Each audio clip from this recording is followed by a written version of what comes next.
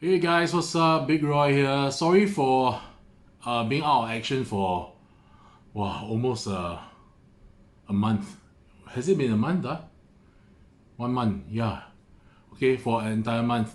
Because I was down with this very terrible virus, which is something that is quite rare in Singapore, and of course it's not contagious. But the thing is that how it's being contracted remains a mystery because a lot of specialists cannot even prove why my body has gone into autoimmune state.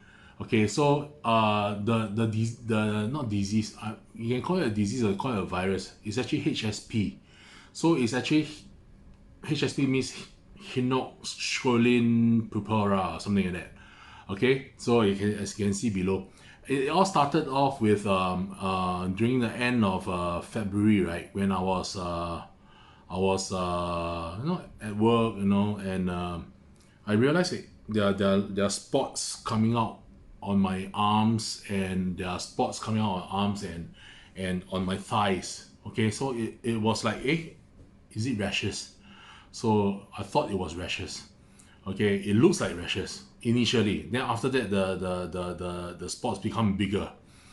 Then as you can see from the next picture, and as the spots got bigger, then you realize that it turns purple. Then after that, some friends refer me to that name HSP, and some came up with some other vasculitis.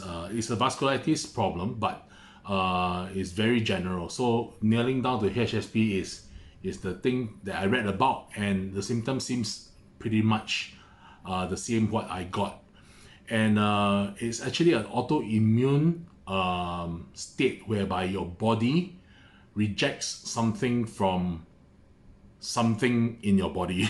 Okay, that's how I can explain to you, because I'm not a medical student, I'm not totally trained at all.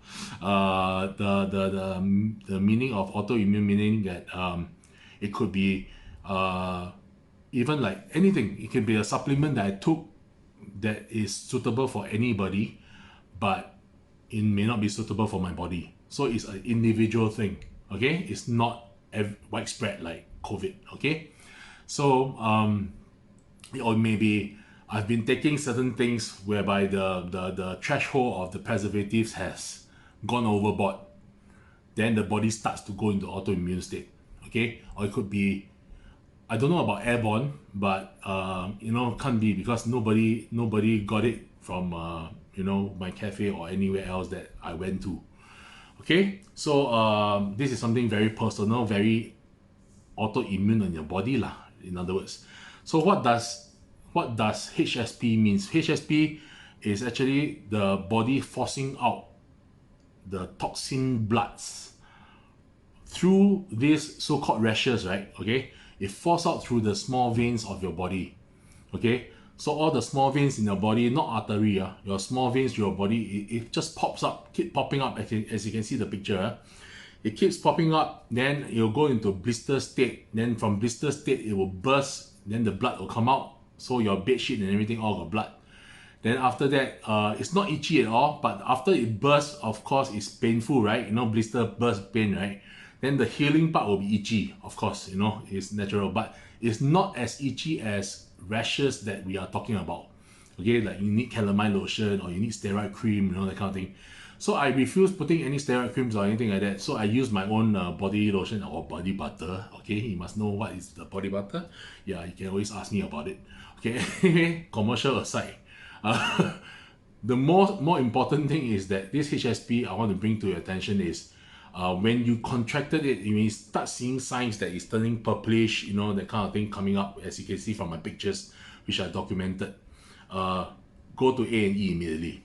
Why? Because although it may go away in 4 to 8 weeks on its own, okay, 4 weeks now, okay, you look my arm, okay, you can still see spots that is left over, okay, but yeah, this is after 4 weeks. It go off on its own, okay, but it's like a hurricane. You know it's a hurricane, right? Okay, hurricane come and go, correct? But what does it leave behind? It leaves behind a disaster.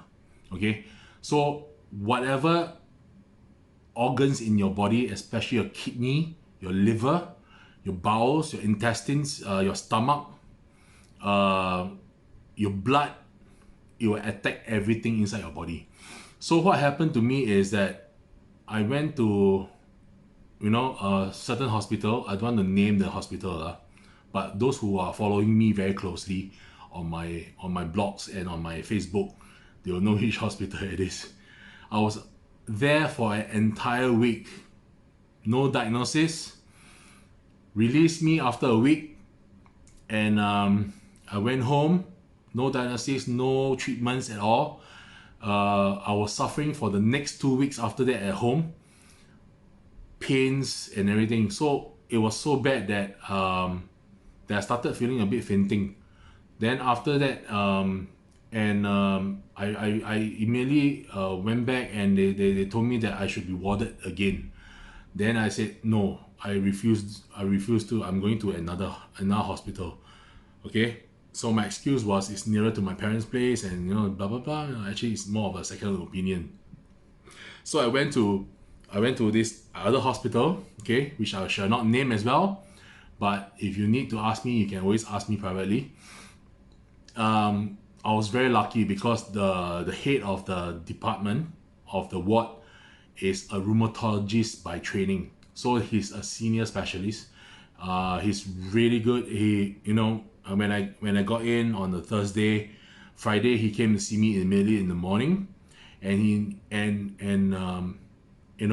in fact when nobody in that previous hospital told me it was HSP. When I got into the A&E of that new hospital, the newer hospital, even the nurse told me it's HSP because he saw it before in Tan Tock Seng Hospital. Okay, he was in Tan Tock Seng Hospital before. Okay, he saw a few cases before, and on the night itself, another nurse from Philippines said that, oh, I saw this 10 years ago, it's HSP. So they know, but they of course they are not legal to diagnose. The next day, the senior specialist came and said, yeah, this is HSP. So we're gonna treat you. And you know what he said? Just one sentence. Okay? He said, you're gonna get better after today. Wow. Okay? So immediately they put me on drips, sodium chloride drips to get my kidneys hydrated, which was seriously dehydrated. And they got me antibiotics. They put me on steroids drips as well. So the steroids drips, my body reacted to it very well, because all my tummy pains, it was so painful for an entire month of shitting and the crapping and the diarrhea and all these things. It was so painful. You know why? Because the inflammation attacked the intestine walls.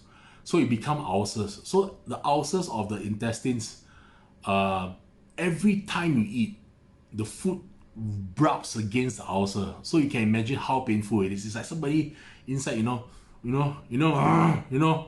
And if you eat later at night, worse, because you're digesting like 3 hours after that, right? You'll start digesting, right? So you're gonna sleep or whatever. Not gonna sleep the whole night.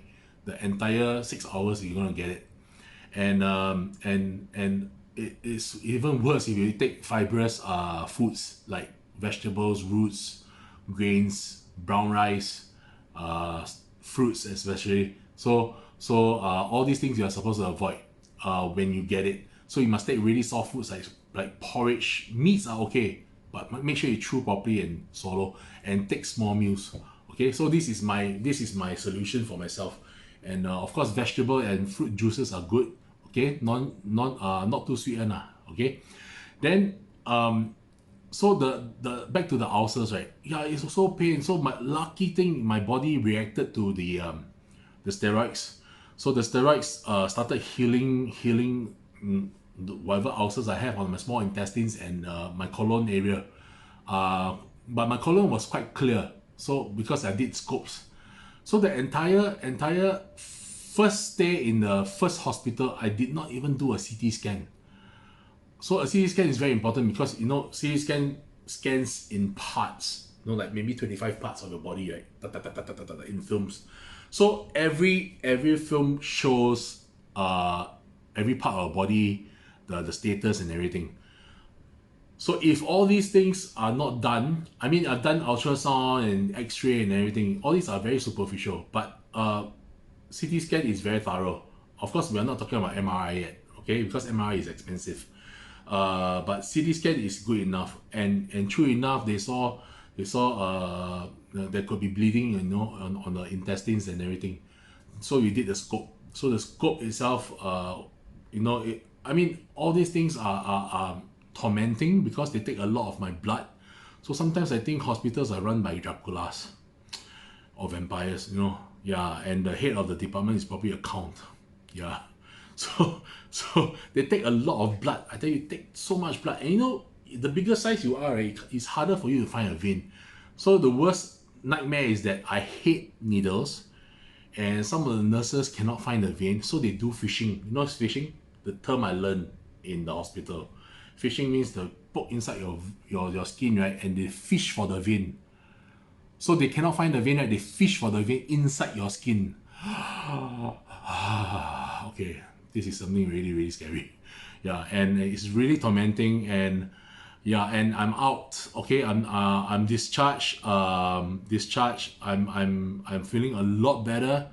Definitely a lot better. All my so-called rashes, right? Those broke out one are drying up and everything. My tummy pains are gone.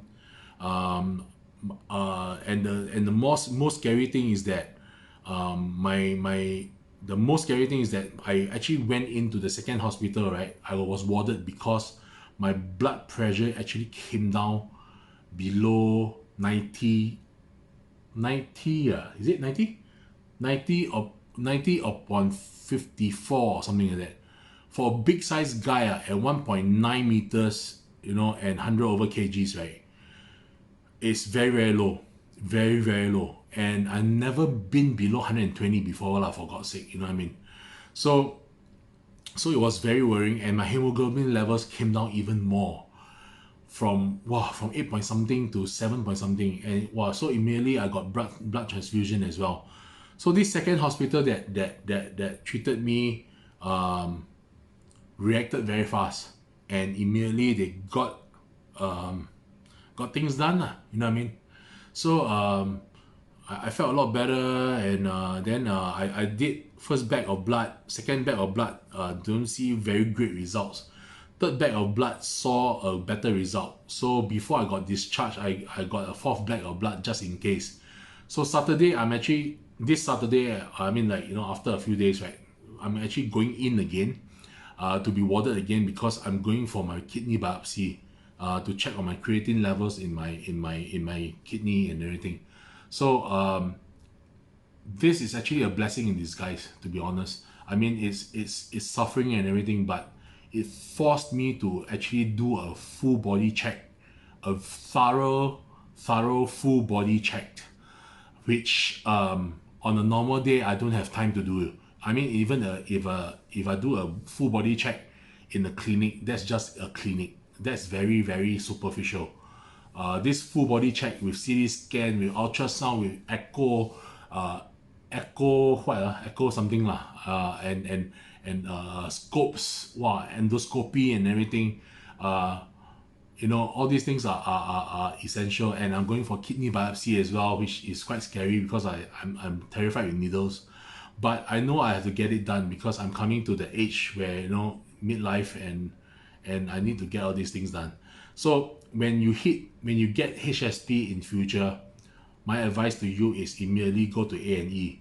Go to A&E, get it sorted out immediately. Don't let the inflammation hit you inside, okay, and damage things that you cannot reverse, okay, especially the kidney and liver, okay. So this is my advice to all of you guys, and if you guys need any advice, anything that you need to ask me about HSP, you can always drop me a message here, or you can just drop me an email, which I'll provide at the details below. Okay guys, stay safe. stay healthy, and go for your body checks. Okay, and take care, guys. I'll see you soon. Bye bye.